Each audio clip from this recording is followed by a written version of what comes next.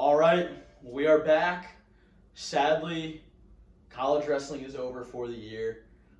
This is day 3 of the Wrasslin Roundup. We're not going anywhere. We still have the My Parents' Office podcast, but we're going to continue the Wrasslin Roundup with Olympic trials coming up. So stay tuned for that, but we're here to talk about the finals today. Absolutely wild day. Honestly, one of my favorite days of the year. Possibly my 3 favorite days of the year is when college wrestling is on. So we're going to start at 125. Spencer Lee looked great, but Brandon Courtney really just didn't wrestle. What are your thoughts on that? I'm counting how many matches I got wrong.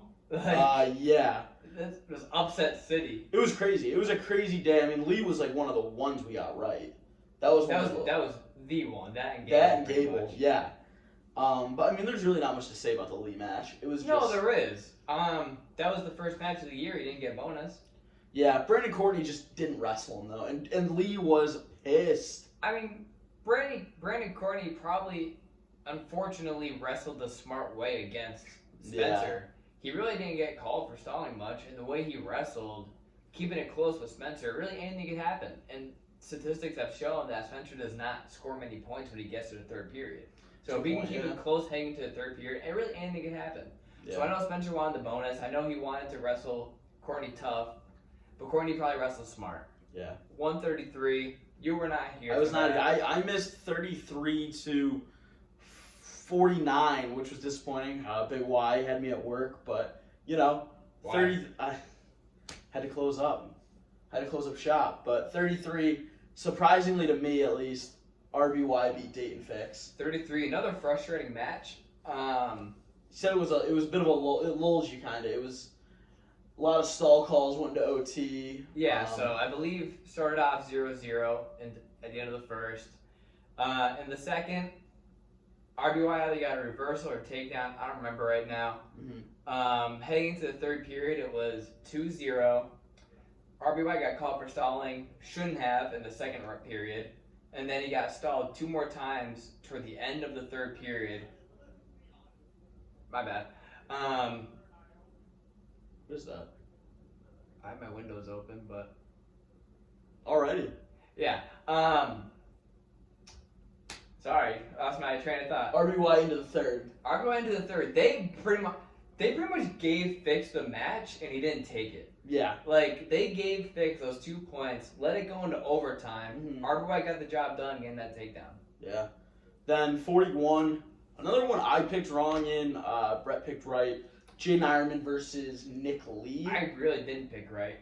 I said my original guess was Seabass, and I really only picked Nick Lee in the finals. Because you wanted Nick Lee. Because I wanted Nick Lee. Yeah, I mean, it was a good pick. Nick Lee wins a very close one to Jaden Ironman. I will say before we got here that if if Nick Lee wrestled Ironman the way he wrestled Seabass, I might have said that last night too, mm-hmm. He wins. Yeah. Like, he widened that gap with Seabass, he definitely widened that gap with Ironman. Yeah, Nick Lee, one of the many Penn State upsets that came in the finals, which is crazy. Nick Lee's match also showed why Cale Sanderson is one of the best coaches. Yeah. He made the smart decision to pick neutral against Ironman because Ironman's a tank on top. And he's so funky on top. He'll catch you in a cradle. He's funky. He when he throws the legs in, it's very tough to get out on him. And the fact of Nick Lee taking neutral, he got the takedown. Yeah. Which is what gave him the match. 49. My pick right here, Austin O'Connor from the University of North Carolina pulls out the W over Sammy Sasso from Ohio State. I was pumped about that. I knew the match I knew the end of the third period or overtime would say the story of that match. I guessed there'd be no score at the end of the first. Mm-hmm. I knew there'd be 1 point in the second, 1-0. 1 point in the third, 1-1, head into overtime, which is what happened. Sammy Sasso keeps very low scoring matches. Not a bad thing. It's how he wrestles, and normally he gets on top. He beat Lugo last year. I mean, and Sasso didn't look great this tournament. Yeah, he wrestled the Fresno State kid almost loses. He wrestled like Sasso. It keeps him close. Almost loses the Yaya, but he looked. I felt really confident in him going into the finals after his semis match when he sticks Bulu Allen. We should have another video for the medal rounds. The 25th seed, took third. Yeah, that's crazy. That's crazy. Wyatt Sheets the 33 seed. Oh, that's 8. awesome to see. That's awesome to see. That's everything you love Shouldn't about even have college been wrestling. there. Yeah. 57, David Carr from Iowa State takes home the title over Jesse Delavecchia, who we both picked against. No, I against didn't Ryan pick him in the Deacon. finals. No, Yeah. We had him. I had him getting smoked versus Deacon. But Delavecchia makes it to the finals. Loses to David Carr. Carr is tough as nails, though. He's a good wrestler. We were an anonymous person kept saying we were sleeping on David Carr. We were not sleeping on David Carr. No, nobody was sleeping on David. We I had know. David Carr in my finals against Deacon. I was a fan of him when he was in high school. I was a fan of him last year. I'm aware he's a junior world champion. I just had Hayden winning that semi-match. Yeah. I know. Hayden had a great year. He really has not many holes in his game. I know he does have some up and downs. He took 5th today. Mm-hmm. But once Delavecchia pinslayed Deacon, I had David Carr winning that. Yeah. Then 65, it feels like a movie. 65 is cursed. 65 is a cursed weight class. Shane Griffith does it for the Stanford program. He does it for him. He did it for him and for his teammates. And it's just so upsetting to think Stanford Wrestling is going to be cutting their wrestling program after having Real Woods All-American. He did not All-American. Oh, he didn't? Who? Jane Abbas. Oh, Abbas I'm thinking of. He All-Americans and Shane Griffith wins a title. How do you cut a program after that? And then other successful guys, those two they brought All-Americans. 7 guys to They the brought tournament. 7 guys. The other guys scored points for them. Yeah. They didn't All-American, but they had a good season. That's so disappointing to think about, though. Wenzel. They finished on top. They probably went into that tournament and exceeded expectation.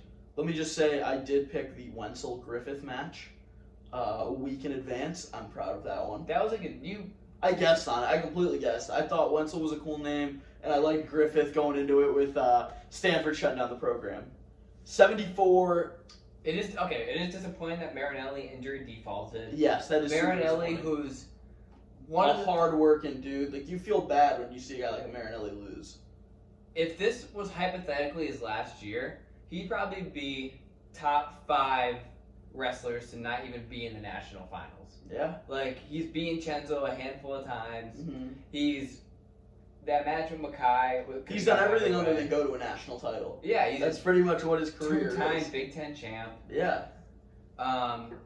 It's sad to see him not All-American this year. It really is. With all the hard work, I don't know him personally, but he seems like a really good guy. Puts in a lot of work. Sad to see him not All-American. 74, we had Carter Soraki versus Michael Kemmer. I have no insane match. Kemmer was during our last podcast or 2 podcasts ago. I said Kemmer was not going to get taken down that whole podcast that whole tournament. Yeah. And Carter put his foot in my mouth. Yeah. I think going into that match, we had a couple people watching the matches with us. A lot of us thought Kemmer was going to win, but we wanted to see Soraki win. And he did. I wouldn't have been disappointed either way. I wanted Soraki to win. I thought Kemmer was going to win, and I thought he was going to win soundly. Yeah. I thought the match would be pretty close score-wise, maybe like a 5-2, but not even look like he had the opportunity to score. Soraki did very well. Oh, yeah, he did. He kept it low scored, got into overtime, got that takedown. He did what he had to do. He did it the Penn State way. I'm not going to say overperformed. Everyone knows how good they are. But they did so good in the finals. Yeah. They did what Penn State does. And then another Penn State guy at 184, Aaron Brooks, keeps Hidley from raising the roof. Another Penn State guy that just did it the Penn State way.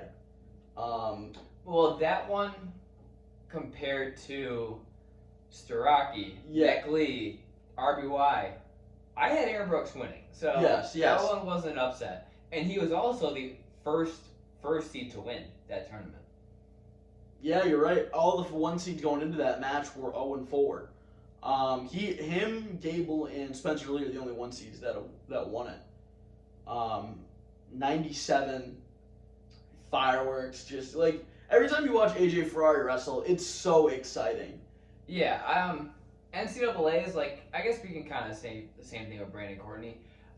People go on those runs and they do a lot better at the NCAAs, like they probably would do. Yeah, in the yeah. off-season. It's like they kind of turn it on, like they get hot around that tournament time. Yeah, so I didn't really expect Bonacorsi and Ferrari to be as close as it was.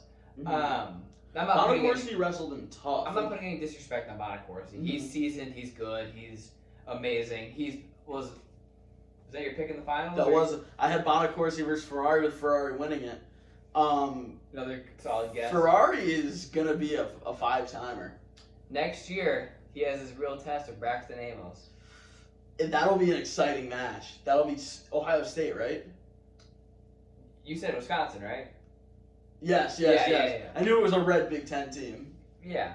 But yeah, Ferrari, my favorite guy now, my favorite personality in wrestling. He's good for the sport. If you hate AJ Ferrari, you're dumb.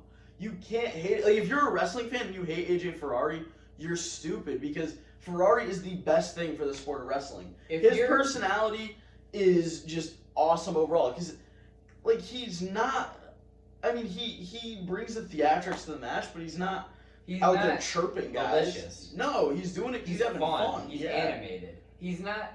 He goes into every match, of course, thinking he's gonna win. But he doesn't. He's not cocky. He's incredibly respectful. Yeah. If you watch the video that USA Wrestling posted, his interview after his semifinals match, he gave a lot of backstory into him, his family, how much work he puts in, how much his family has done for him. And the kid deserves it. The kid puts in a lot of work, and if he has some fun doing it, that's good for all of us. And he deadlifts 665 pounds. He made that clear. He made that very clear. And then heavyweight, not a lot of surprise here. Gable beats Mason Paris, but it was a lot closer than anticipated. Paris wrestled aggressive. Gable, I don't know. It was a boring match, that heavyweight match. But Paris wrestled more aggressive than I anticipated. But I think Paris wrestled. I think you're saying that because I think Paris thought in his head maybe he had nothing to lose. Exactly. He got majored by the guy. The worst he can do is what? Lose again? Yeah, I mean at that point you've lost the guy twice. The last time you lost him, he dominated you. I mean, I don't believe he got any offensive points on him. I don't think he took him down. But he was taking more shots. Like he looked more offensive. Yeah, he wasn't scared. I respect that. Yeah, I mean, Mason Paris is the guy. You got the hiccups. I do. Mason Paris is the guy that's just going to get better, and he's proven that year after year since hitting the collegiate ranks. So, I mean... Also, for all we know, those two guys are both ranked top 5 in the world. They probably are. Junior world champ Ferrari, Paris. They're both junior world champions. Not Ferrari. Gable and Paris. Ferrari is cadet bronze. Yes. But, yeah, I mean... Overall, I am sad. I love college wrestling. I'm not sad because we are moving forward in possibly one of the best wrestling years of all time. I know. Next weekend, we have one of the most stacked last chance qualifiers for the Olympic trials. The weekend after, we have the Olympic trials. I just love college wrestling. College wrestling feels like, to me, college wrestling, college football, and college basketball fall into the same three for me because I love watching the college kids just go at it. It just feels like so much more to me. I don't know what two of those are. So all of my favorite college guys, I'm gonna see them wrestle next weekend. I know. That's the only difference. Wrestle the weekend after. Aaron Brooks just qualified for the Olympic trials. AJ Ferrari just qualified for the Olympic trials. We're gonna see a lot of the guys we just saw wrestle. Spencer Lee is qualified already. RBY is now qualified. Lee, everyone. We're gonna see a very. It's gonna be a little bit of a repeat for us. A lot of Penn State guys at national or Olympic trials. I think it's on NBC, maybe. Yeah. Yeah. I'm pretty sure. If it's not, we'll get back to it. Thank you for watching this episode of the Wrasslin Roundup. Wrasslin Wrap-Up. Roundup. Day 3. Roundup. Okay. We're not wrapping up. We're not done yet. I mean, hey, we're wrapping up the NCAA tournament. Yes. But we are not done because we have a lot more content. Wrestling doesn't end. I know, wrestling really doesn't end. But yeah, thank you guys for watching. New episode will be up Monday, the big 5-0. So stay tuned for that. We don't know what we're going to do for it yet. But it could just be... Some plans that fell through. Yeah, a couple plans have fallen through, but we're going to make do, improvise, adapt, overcome. Maybe have Ferrari on. Maybe. I mean, hey, I've been tweeting at him all week. Like, AJ Ferrari. We met in Chicago. AJ Ferrari. Yeah, Chicago. you've met him. Ferrari. We go way been back. AJ, I've written like 4 articles about you this week. Like come on the podcast, AJ. Come on, bro. But yeah.